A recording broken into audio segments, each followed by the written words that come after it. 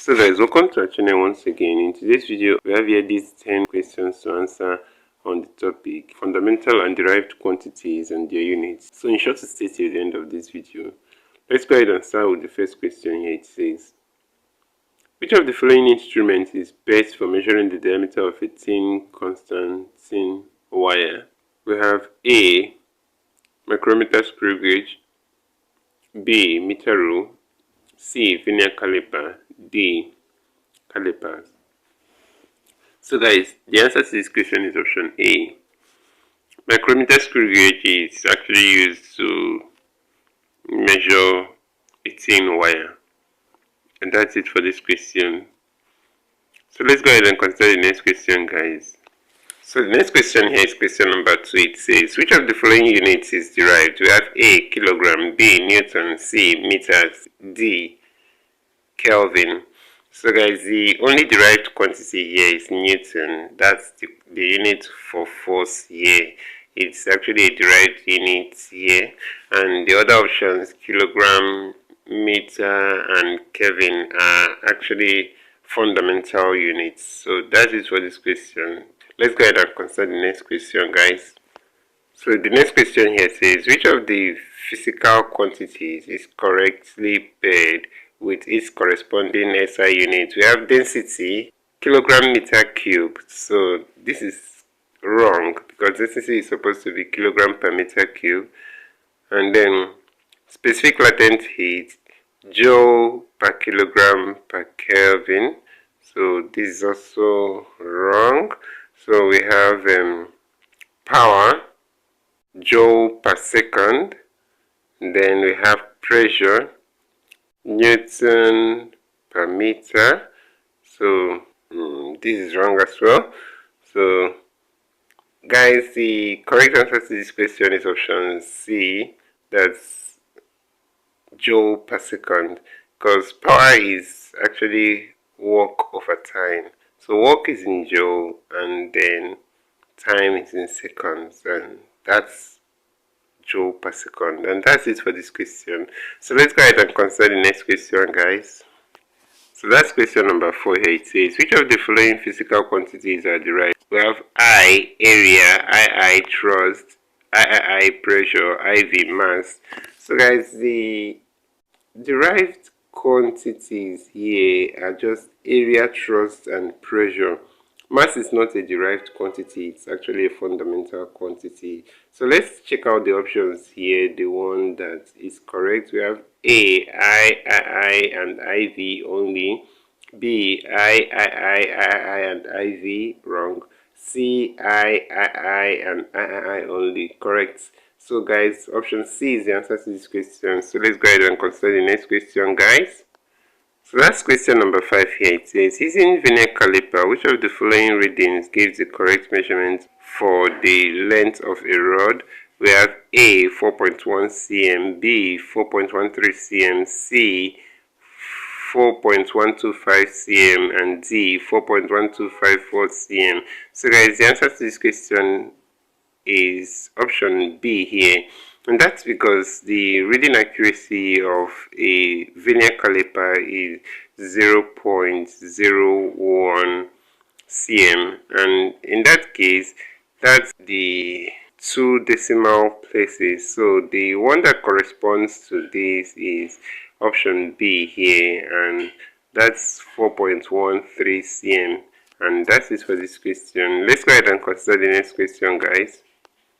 So the question here is question number 6. It says, the density P of a spherical ball of diameter D and mass m is given by P is equal to 4 pi md cube, B, P is equal to 3m over 4 pi m cube, C, P is equal to 3m over 2 pi d cube, D, P is equal to 6m over 4 pi d cube. So guys, in order for us to solve this out, let's take the formula for density, which is mass over volume, where mass is m and then volume is 4 over 3 pi r cube. But then, guys, 4 over 3 pi r cube will not be used here. Rather, we'll change the radius to diameter, since all the options here are given to us in diameter. So changing the radius to diameter, radius is diameter over 2. In other words, that's going to be 4 over 3 pi the cube over, actually 2 cube is 8. So that will be 4 over 3 pi the cube over 8. So guys, now inputting this in the entire equation, density is going to be m divided by 4 over 3 pi the cube over 8.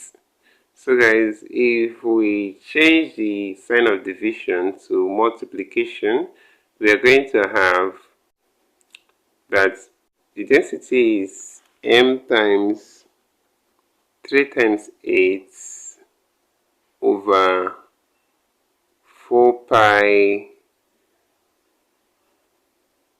the cube.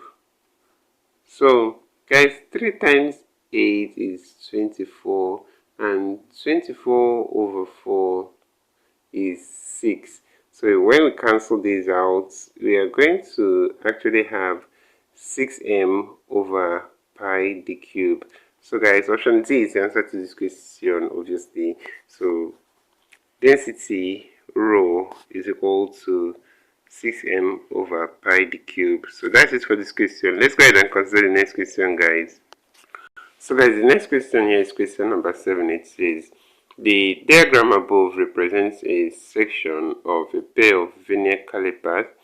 The reading on the instrument is, alright guys, in order for us to sort out this, we are going to first of all take the reading of the main scale, which is 5.2, and then we are going to add it to the vernier scale reading. So the vernier scale reading is going to be the point where the vernier coincides with the main scale, and that's point 1, 2, 3, 4, 5, 6.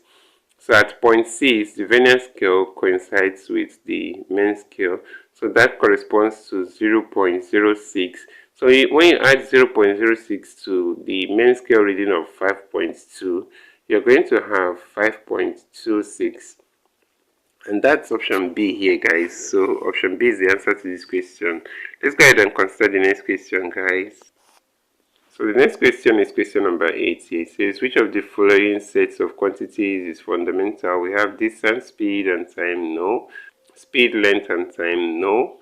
Length, mass, and time, accurate. So guys, option C is the answer to this question. Length, mass, and time are fundamental quantities. All the other quantities here have derived quantities within. Distance, speed, and time. Actually, speed is a derived quantity, and speed, length, and time, actually speed is also a derived quantity. But then for the speed, mass, and distance, speed is also a derived quantity. But guys, option C here has length, mass, and time. The three are fundamental. So that's it for this question. Let's go ahead and consider the next question, guys. So we have question number 9 here. It says, the unit of pressure can be expressed as kilogram per meter square per second. B, kilogram meter per second squared. C, kilogram per meter squared per second squared. And D, kilogram per meter per second squared. So guys, actually the answer to this question is option D, kilogram per meter per second squared. So let's go ahead and consider the next and last question, guys. So that's question number 10 here. It says, which of the following quantities are dimensionally independent? We have I, dielectric constant, II, momentum, III, efficiency, and IV, refractive index. So guys, we have A, I, and IV, B, I, and IV, C, I, and IV, D, I, and II. So guys, the answer to this question is option A, I, and IV.